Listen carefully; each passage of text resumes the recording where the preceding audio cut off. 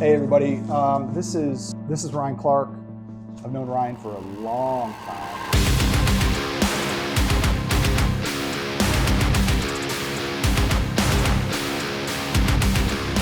We're gonna get into it and we'll see what happens. So I tell everybody some of the jewel tones and some of the earth tones, you might find like a clear liquid in there. If you do, just shake it up and it'll go away. So we got these 20 packs, got a bag of black here.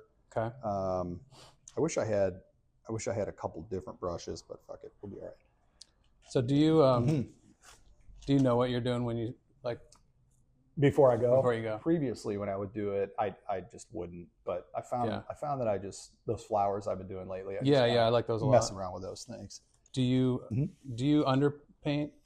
Nah, man, my paintings have so many layers that I guess maybe I do, but I'm so you don't really like sketch it on there first? I had one painting I did that had some figures in it. It was pretty wild, and I sketched. It was huge, probably as big as this wood part right here. It was all graphite drawing. It was intense as fuck, but I painted oil over it. That painting took me a year and a half to finish. Really? Yeah, it was crazy. It's fucking awesome. You ever have that? You're like, you make something and you just love it so much. You know, it's so weird and wild, and you're like, wow, I'll be seeing you for a while. I do so little, personal work. Oh, fair. Yeah, right. So it's all just commercial art, and so. How does that affect your process? Like, is there ever a time you wish you could make some stuff for yourself?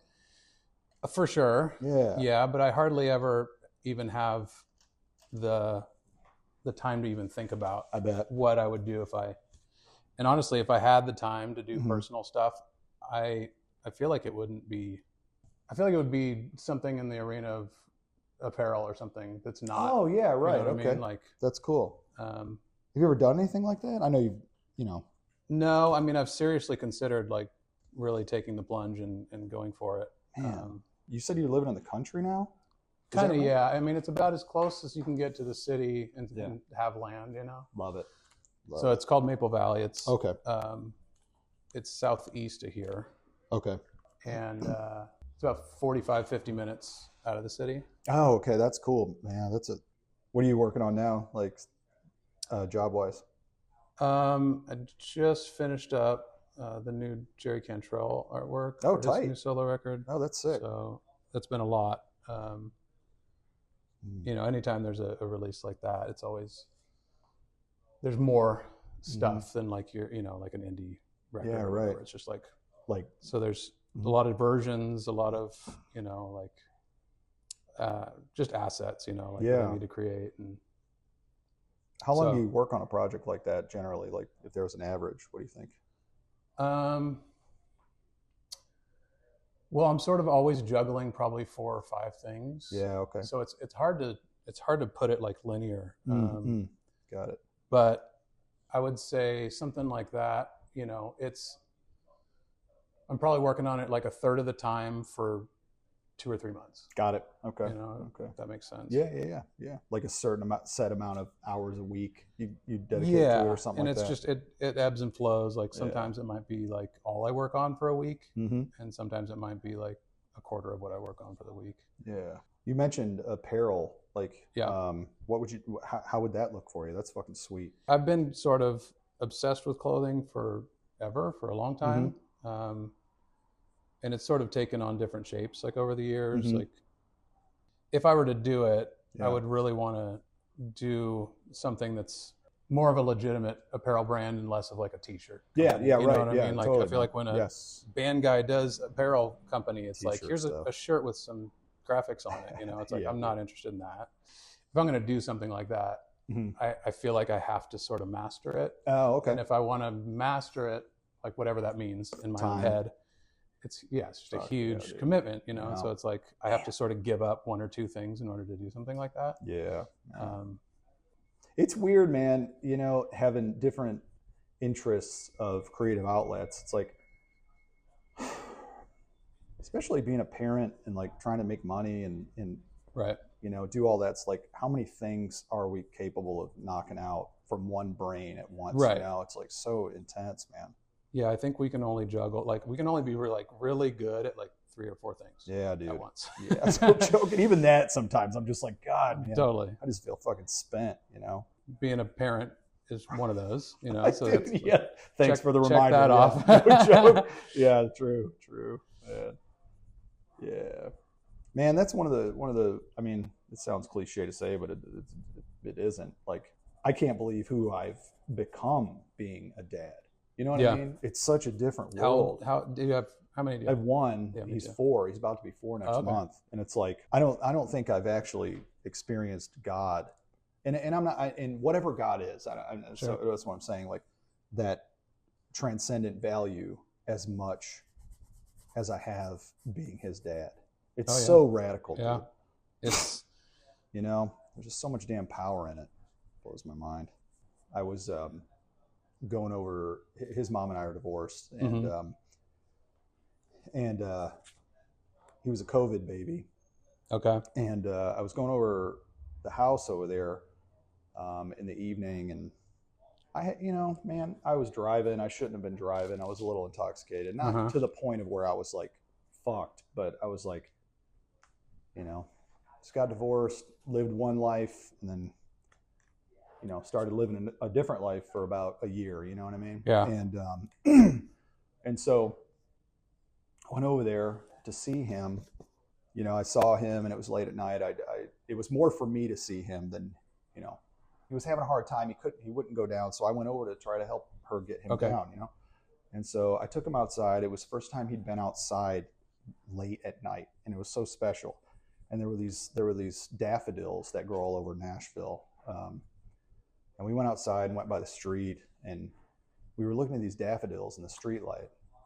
It was so sweet, dude. And I was a little intoxicated, and I was just like, I was compromised because I was in the church for so long, and I was just thinking. And then I went inside, got him down, and it started to rain a little bit. I remember when I stepped out onto the step, I just fell to my knees.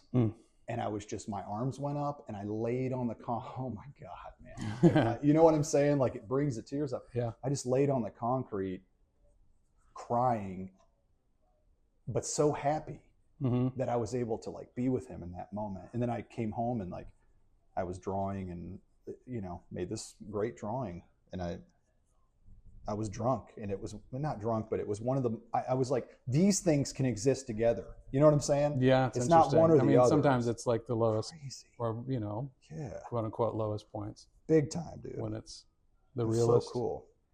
The idea of when you have a kid, the simple things, like the things that you just take for granted on a daily basis. Yeah, dude. Become like, kind of transcendent, just like little nothings, basically. Yeah, truly. Like you're seeing the world again for the first time in a lot of ways, Yes, man. That's a good way to put it. It's because it's cool to watch them experience these things for the first time. It's like, yeah, totally. Oh, and realize that, oh yeah, they don't know this yet. Like I'm the one who passes this on to them. Yeah, that's crazy.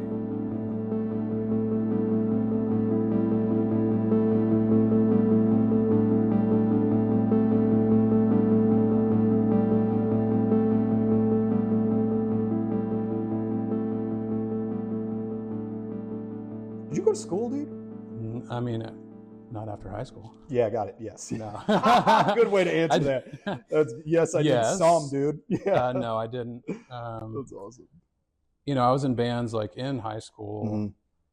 Focal Point was why signed, did I forget you were in that band? Yeah. That's crazy. Wow. I mean, our record came out while I was in high school. Oh, that's crazy. My mind was already set on touring and working a job that would let me tour. That's sweet. By that point, you know what I mean? What job were you working? I worked around that time I worked at Michael's. Okay, cool. Yeah, right. And then love him. After that, I worked at a record store. So it was always things that were like, real low stakes, like stuff where I could kind of get out and didn't have too much responsibility or. Yeah. And then I remember when I talk to artists sometimes we just talk about other things other than art. You know what I mean? Yeah. Because I find myself and this is leading from what you said, like if I hear someone talking about their art all the time, it's just cringy. You know what I'm saying? Like I just don't talk about it too much, you know? But maybe there's a part of me that wants to be able to talk about it more. I don't know, you know, because I'm like, I hear someone jabbering on about it, I'm just like, shut the fuck up, man, you know? But yeah, sometimes I'll do these like design conferences and stuff. My brother and I will speak at these things. Oh, cool. And that's like it's like one of the only times I get out and actually talk about what I do, you know? Yeah. And most of the time, like I said, I'm just kind of cooped up in my office by myself.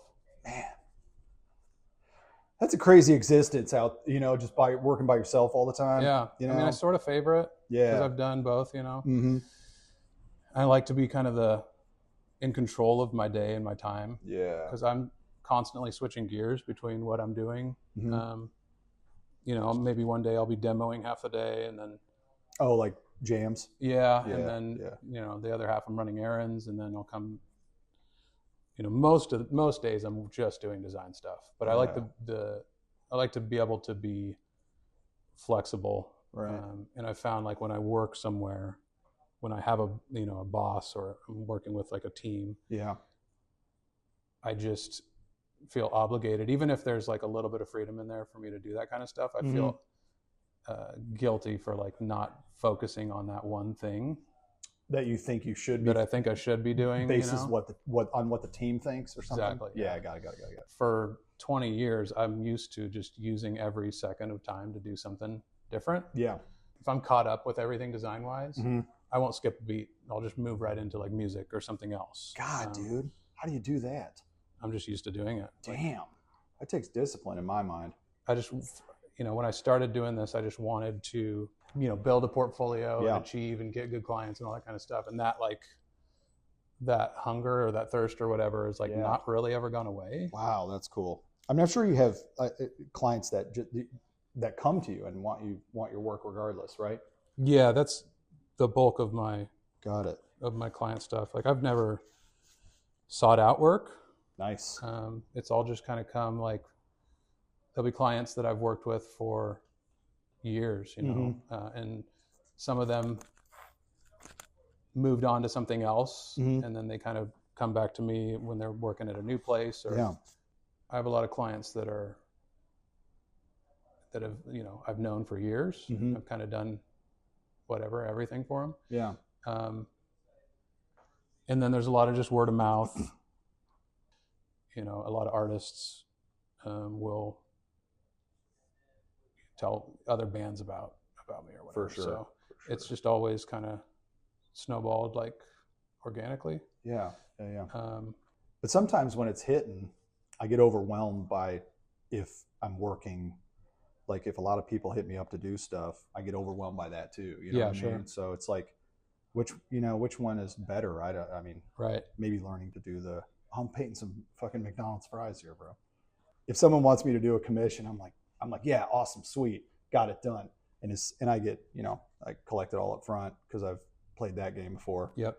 And when I get the money, I'm like, fuck, I don't want to do this commission. You know what I'm saying? That's the problem with getting in advance. God, man. Yeah, no joke. Which, I mean, it makes sense because, you know, there are plenty of times where I haven't gotten a deposit and it's like pulling teeth getting something after the work's done. Right. Because they already have the files or they got whatever, you know, they've kind of moved on. But on the flip side of that, like my emotional investment, if you want to call it that, is like directly tied to like my quote unquote reward for doing it. For sure. So when you get that reward before you even start or like early on in the process, it can be really hard to sort of, you know, get back into the mode of being like pumped to do it. Yeah, straight up. Yeah, no joke. I noticed myself phoning it in after you know what I mean? And I can tell and they can tell. It's a bummer. But do you get commissioned a lot to do? Yeah. Yeah. Yeah. So how frequently are you working on a commission? I would say I do probably, if I had to boil it down, big paintings, I would say 8 a year. Okay. And for me, that's a lot of work. That's a lot of work because I'm not I'm not making, if I do a commission like this, totally cool, you know, but I'm talking about, you know what I'm talking about, big like screens like that over there. Yeah. It takes a while, you know, so Oh, it's for like, sure. but unless I'm doing something super like design heavy and commercial and, you know, washy and color field-ish, like I could bust it out in 30 minutes, but still I make the frame and you know what I'm saying? Yeah, yeah. So, but I would love to do more, but then again, I'm just like, God, it's stressful, you know? When people commission you, Yeah. because I know that, you know, different fine artists are sort of, you know, different in terms of like what they will sort of allow in terms of direction. Mm-hmm. So is it kind of like I do my thing, you know, leave me alone? Mostly. Or do you take initial direction or anything like that? Man, how do I answer that?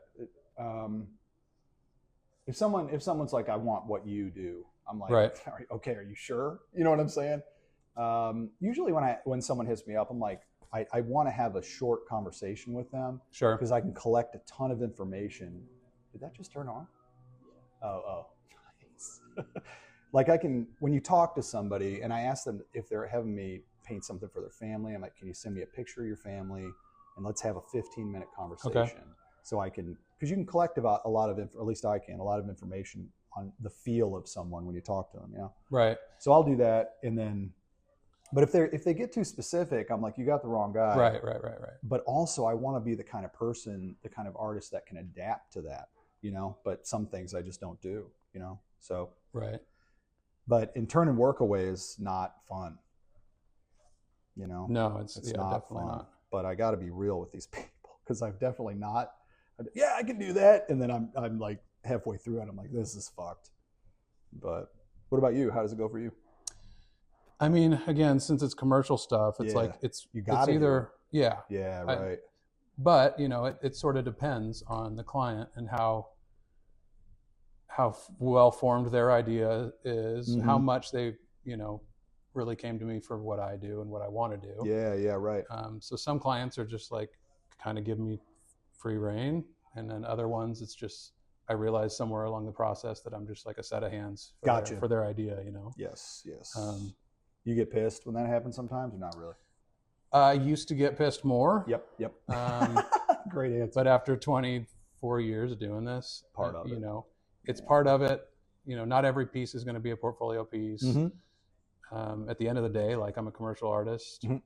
You know, I'm doing design that should communicate whatever my client wants to communicate. Yeah, right. Yeah. So I don't have to be in love with everything. It's an added bonus if I am. Mm-hmm. But I kind of have like a unspoken like mental chart of like what's worthwhile work for me. Yes. And if it's, you know, there's sort of like three pieces of it, which is financial, not necessarily most important, but financial, mm-hmm. whether they're cool to work with, and whether or not I'll be stoked about the work and want to put it in a portfolio. I got you. So it's like if I have two of those, good to go. Sweet. That's like sweet. I can work with a client that's a pain mm-hmm. if the work is dope and the money's good. Yes. I can work with a client, you know, if a client's awesome, then I can take a step back on the financial aspect. Dude. So it's like that's a good sort of give and take. That's a good triangulation of all that. I think that's something like that is floating around in my head, but I love that you articulated it. So I'm gonna use it going forward. It took me a while to get to the point where that's cool. I knew how to articulate that.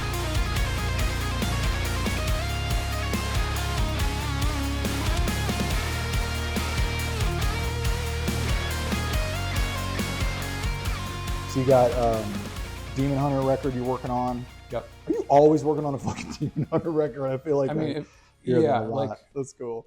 If it's not like actually, you know, actualizing into a actual recording, I'm at least gathering ideas or demoing or whatever. Gotcha. I don't, because I'm, you know, sort of doing 5 things at once. Yep. I can't really sit down with a guitar and like that be my time to think of ideas. Right. So I gather ideas throughout the year on my phone. Yes. And I just have hundreds of them. So like as soon as like little riffs and shit. Yeah. It could be like, it could be a riff. It could be a drum idea. It could be a vocal melody. A lot of times it's a vocal melody that I can build a chorus around or whatever. Yeah. But when I sit down to demo or whatever, Mm-hmm. I go through these, you know, audio notes. Yeah. Yeah. Find one that I'm kind of vibing on at the time, and then flesh it out. Got it. Every once in a while, if I've got a part or two fleshed out, then I'll sort of kind of riff and come up with things on the fly. Yeah. Yeah. But only if it's kind of happening quickly. Like fluid. Yeah. That's if cool, it man. if it doesn't, then I'll just kind of abandon it, move on to something else. Got it. But yeah, that's the long way of saying I'm kind of always working on some minor thing. It's kind of how it seems like. It's kind of how it goes. You know, it's like how do you like sitting? I mean, you can sit down to do a piece of work, but it's like on the fly. That's when the unconscious stuff is starting to come up. You know, it's like you can catch some of that shit. Well, it's like magic when really you have cool. that time. Yeah, fair enough. Yeah, like that. Sure. That it can be more magic than like if you have prepping for certain amount of. Oh, I see what you mean. Yeah, you know what I mean. Yes.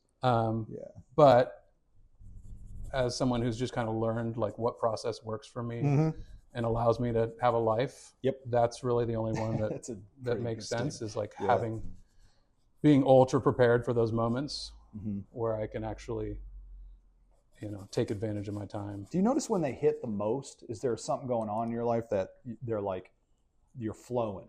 Like anything that spurs that on? You know what I'm talking about? I'm not talking about inspiration. I'm talking about just being in the head space and the heart space of like, these ideas have been hitting me for the past 3 days. You ever stop to be like, okay, what's going on in my life? Definitely on a more so on a lyrical level, yes, 100%. Yeah. Because sometimes I'll sit down to write a song and it'll be like, okay, what do I want to write about? What do I want this song to be about? And that's usually like the worst way for me to start coming up with a song. Oh, I got you. Because if I have to think about what I want to write about, or if I have to extrapolate, you know, from my own brain, like what's interesting to sing about that I haven't sung about 12 times before. You know? Hell yeah. If I have to do that, yeah. then it sort of means I'm grasping a little bit. Yeah. Totally. But if I have something like that is blatantly obvious on the tip of my tongue, then the lyrics, for starters, they come a lot faster. Yeah. But they tend to, at least to me, they tend to be a lot better. Got it. Because they seem a little more inspired, probably. Yes. It's tough filtering through that conscious part and just like, to me anyway, it seems like in the moment, man. And like, there might be a feeling that we can't even can't even catch, but it starts to come out like in those moments that are so fluid. I get that. I feel like I paint my best paintings at night. Really? And is that kind of your schedule? Not always. I'm too. It's just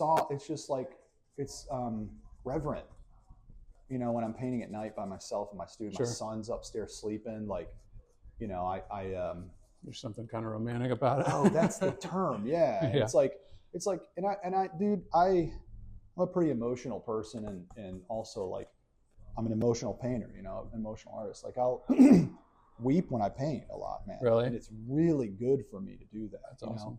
Like if I can get to the place where I'm starting to tear up in a painting, because you step back, it's like when you hit the move, you step and you know it. You step back and you look and you're like, this is God working on me, right? And again, whatever that is, like working on me through this. You know what I'm saying? Yeah. And so it's like, or like I'll have such a connection to the colors, and I'll make one brush stroke, and I'll just think about my dad who passed. Yeah. It's so cool how that stuff just shows up, you know? When did your dad pass? Man, he passed not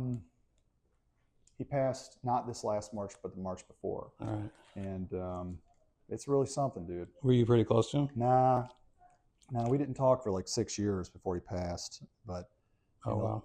We had 10 minutes, 45 minutes before he died alone. No way. And dude, we got there. And Really? We got about as far as we could go as father and son. Right. It was that was a gift. I can't even believe the timing of it. Are both of your parents still living? My mom passed in October. Oh man, I'm sorry to hear that, dude. It's so crazy, dude. It is. Life is forever different after that. It's crazy to be at that age where that's not where it's not out of nowhere. Big you know what time. I mean? Where it's kind of like, Yes. this is the time where this happens. You know? And you never think, it's just like, even though you might know it's coming, Yeah, it's still suspend so intense. you suspend the belief that it's actually going to happen. Man. You know, until You it guys does. close? Pretty close, yeah. Yeah, I mean, yeah. I've always been pretty bad in my adult life at keeping up with my folks. Understood. And that's no fault of theirs. Yeah, yeah. I understand. I tend to be of the mind that, like, if we don't talk, everything must be fine, you know? Got it. Okay, yeah. And everyone's kind of just doing their own thing, and that's fine. And, you know, and then coming to the point where I realize that might not be what's going on in my head, like Might not be the how way, hunky-dory yeah. everything is, might not be exactly how it is for everyone else, you know? Yeah. So, Yeah. That's cool. yes, I mean, we were definitely like on great terms. Mm-hmm. Great terms. My parents are amazing. Always have been. Super supportive and super loving. Yeah. Like, anyone who's ever been in a band with me knows that my parents rule. They're always Awesome. coming out to shows, and, you know, back in the 90s, it was, you know, Sayo and Strong Arm would come stay at my folks' house. That's tight. So they've always been kind of part of the process and the scene and stuff in certain ways. So yeah, I mean, my mom was kind of an angel incarnate. She, you know, my dad was a pastor. She was a pastor's wife, you know, when I was growing up. Yeah. And she did a few other things too. She did medical transcription for a while and stuff like that. You know, worked before I was born. I think she worked in doctor's offices and stuff. But despite being sort of like entrenched in the church, my folks, you know, and some of it kind of happened over time. It was not that it was always like this, but they both grew up to be like really open-minded, loving, non-judgmental people, which is kind of seems to be like the opposite of the way that a lot of people's folks go. Yeah, dude. Do you see her in your daily life now? Do you know what I mean? Like, do you ever see? Yeah, go ahead. I think of her a lot when certain scenarios happen. Yeah. You know, when things are difficult or whatever, I think of her like what she would think of this, or what she would do, or what she would say, or, you know, advice or whatever. I mean, I guess my mind could be changed on it, but I don't really get this sense that she's like here, you know, like that kind of thing. I do more often feel like the separation more than the like continued bond or whatever. Yeah, I mean, understood. that's not to say that I don't feel and see the ripples of her having been here. Yeah, you know what I mean? Because that's a definite for me. But that's what I was getting at. Yeah. That for sure. That for sure. Parental relationships is really something, you know. Oh, especially for sure. when you lose them, you know. It's so weird, man. For sure. And a lot, you know, I know a lot of people don't have the best relationship with their folks, and like I've been crazy lucky in that huge deal in that regard. It's, and I don't know you very well, Ryan, but I've known, you know, hey, how's it going? A couple, you know, once every 6 years or whatnot, but just the confidence that it seems like you have in what you do in your craft, it's like that's like a huge thing a parent can bestow on a kid, you know, just like, and I feel like that comes just by being there. Yeah. And being for sure, being able to talk with them and hear them and see them, you know. It's because there were definitely times when, you know, it felt more like I wouldn't say legalistic, because compared to most of my friends who grew up in the church, like my childhood was not like what they described. Sure. Okay. So it's hard to say things like legalistic or you know, overbearing,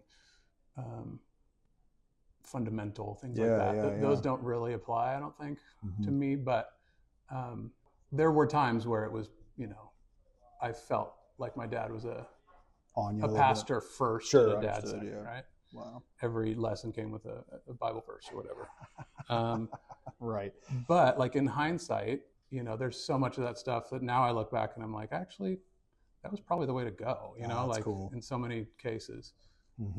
It's not like any of us know how to do this. Yeah, no joke, man. No joke. Yeah, I have so much more empathy even for my dad, who I just had we could not get there, you know? Right. I'm like, right. I get you. I really get you. Well, that comes later, you know, like big that time.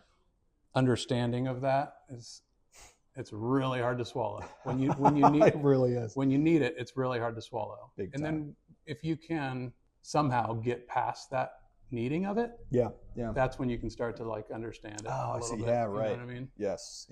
You're less dependent on the decisions they make or whatever. You kind of navigate a little more by your like autonomy. Right. Yeah. Right. Exactly. Yeah. When my dad passed, I was up speaking at the not funeral, but we had a little memorial. Yeah. Thanks. Yeah. So many people there. So many people I haven't seen in decades. You know. Right. And I get up there, and right by his flowers and his face and the picture of his face, his whole face was, his head was on the dead, you know, whatever. Anyway, but like there was just this bee would not leave, and it was in the fucking, you know. Yeah. And a couple of years before that, he got stung by a bee, and his face looked like a bee, and he was wearing a shirt that had bees on. No way. Yeah, it was crazy. So I saw him there, and I was just one bee in these flowers, and I was like, I'll be darned, man, whatever, I'll roll with it, you know. So we were shooting yesterday. Did you hear me say, oh, hey, Dad? I don't know if you heard me say that. There was one bee that floated by, and it was like, or flew by. Man, what is, you know, however people want to look at that, I don't care. But that personality and that image was attached to this little bee. And that's how he stays around for me. You know what I mean? Yeah, totally. It's so cool. And like, it was so neat to just not think of him and have anger in that moment. I was just like, hey, Dad, appreciate you. You know what I mean? Now you're here. No. Yeah. Yeah, dude. Definitely had those, man, for sure, man. That's funny. My dad was an addict and stuff like that. And, you know, he did the best he could with what he could work with, you know. I really give that to him. And I know he wanted to show his love, but he was so caught up and insecure that someone was going to fuck him over, and that he couldn't open up to that, you know? Right.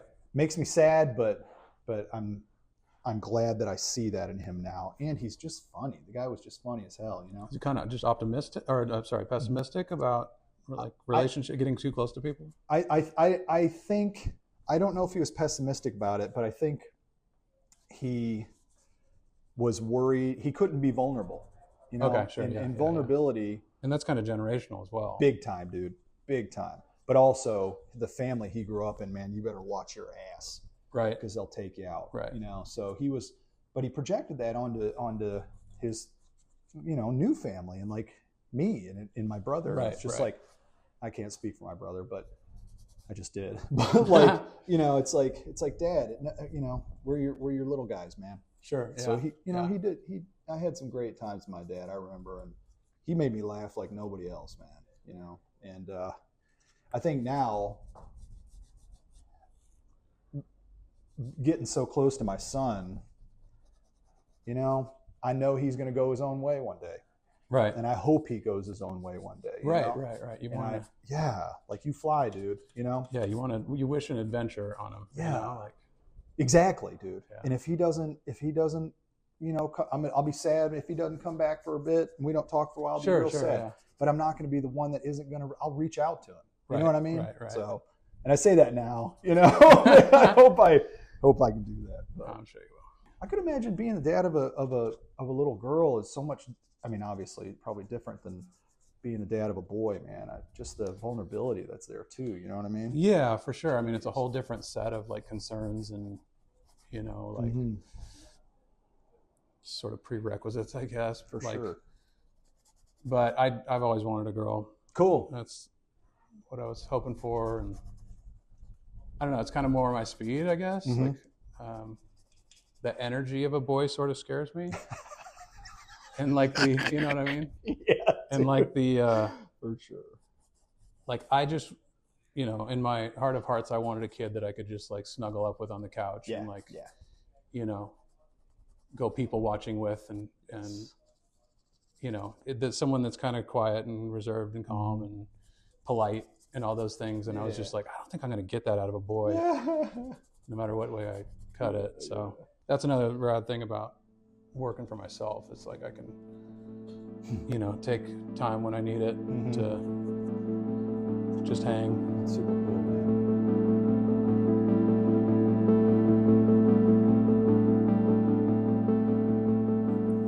I'm just getting started here. Dude. I know, man. I know. I think that's kind of the fun of it. Like, what can you do in an hour? You know what I mean? And you're talking. You know what I mean? It's cool. It's like a trance happens in a way, man. You know, I admire people that can actually do something like physical, as far as like, I'm going to paint a skull or I'm going to paint a face. I'm just painting pop rocks over here, man. Pop rocks. Yeah, but I'm into it. You know, to be completely honest, I wish that this wasn't what like came first for me. Was like something figural that, you know, figurative that like. Are you stuck in it sometimes? Yeah, 100%. Yeah, copy that. Totally 100%. Get it. And I tend to like things that are more abstract or a little less on the nose. Yeah, totally, dude. Totally get that. But I've always been sort of stuck in this, again, because, you know, part of that with painting is because I just don't do it enough. Yeah. And so I'm just, I don't even draw enough. You know, I don't do, you know, brush or pen to paper or whatever. Yeah, like, right. Enough in general to be in a place where I'm like, okay, now I can experiment. I always go back to on the iPad what I used to do. Oh yeah, go ahead. With like graffiti and stuff. Yeah, right. Graffiti, it was always like, for me, it was always characters. So I always go back to faces. Like that's just my go-to. Is like I'll do some sort of face. Yeah, I get that, man. I think I got bummed out when I started going to faces. And, really? Yeah, because you know, you look at like super color field abstract work, and you're like, oh, I saw that in a hotel the other day. You know, and it's like I don't want to make that work. I started making that work, and then when I started making faces, I'm like, I felt like a cop out. But I was making like, you know, goofy faces, and I'm like, dude, you can put a face in anything. And it's like, how do you get away from it having to be anything, I guess? You know what I mean? Yeah. But I don't know, but that can also be a cop-out too. Yeah, I think that's my thing, is it always has to be something. Yeah. And sure. It's hard for me to break out of that. Yeah, man. Because you feel like you're like you don't want to cheat or on what you're doing. You like, tell me more. Well, it's just when it's just a total abstract concept or an idea or whatever, I just feel like for me personally, there's like a 90% chance it's going to come out awful. You know Got it. I mean? Yeah, fair enough. Yeah, totally get it. Because totally I don't do it enough. Yeah, yeah. Like you can't leave it be. You have to turn it into something. Right. Because exactly. You can't just stop at that spot. And I'm also like, there's certain, it's kind of this weird gray line. Like there's certain abstract art that I think is just garbage. Yeah, same. And it's I don't want to sound stuffy, just but like talk about it. Yeah. There's so much art being created by like non-artists. Yeah. I know what you mean. And that sounds so lame to say. I know what you mean. But like the whole like Etsyification and like pottery barnification of art, you know, that stuff is so off-putting to me, and most of that is like very ethereal looking. Yeah, you know what I mean. That's the word. Yes. Yeah. And so that's kind of that's the thing that I like. You know, I don't want my stuff to look like that. Yeah, like so like some white girl, some non-thing, Brooklyn just was like, shing, you know, and here's my piece of art. Yeah, you can, and you know, even in that stuff, you can tell when there's heart behind it. Totally. You know, and I think that's what I try to clear. It's super nuanced, man. Like you can see stuff like that is very abstract and very like, you know, loose or whatever. And you can look at that and be like, that's cool. Yes. There's something about it. And then you can see something else that's like, you know, maybe someone else might not even see the difference. Yep. But be like, no. Yes. Joan Mitchell. You ever seen her work? She was an abstract artist. Just a lot of intense movements, bright colors, huge paintings. I'll send you some. I don't think so. Hers are like that. Like if you're ever at there's probably a piece in Seattle somewhere. But you can see when there's like a knock of that stuff because her stuff is so it's visceral. It's the visceral nature of what connects in it. I think that's a big tell. Yeah, and there's certain styles that, like you say, like people just knock off. Right. Someone who's famous. Right. Ad nauseum until like there's like Basquiat or something. Yeah, that kind of stuff. It's like his work is great. Yeah. People doing his work. Yeah. Awful. Yeah. Totally, man. Yes. Totally. I had a Basquiat stint. You got to find your own situation, as people say, your own voice, but it really is the thing, It really is a thing. But I talk shit on art constantly, man. And I'm pretty snobby about it. Yeah, I'm trying to stop, man, because I see some art and I'm just like, oh yeah, that's sick. I need to shut my mouth, I mean, dude, you knocked it out. It's kind of like you're staring at yourself, So yeah, we're gonna keep working. And Ryan, everybody knows, but Invisible Creature for design stuff. Demon Hunter. Also, I have like an album cover site, which is RyanClarkRecordCovers.com. Hey, thanks a lot again. We're just going. This has been really cool. Here, let me shake your hand, dude. Thanks for having me. Really man. appreciate it. Yep. See you guys later.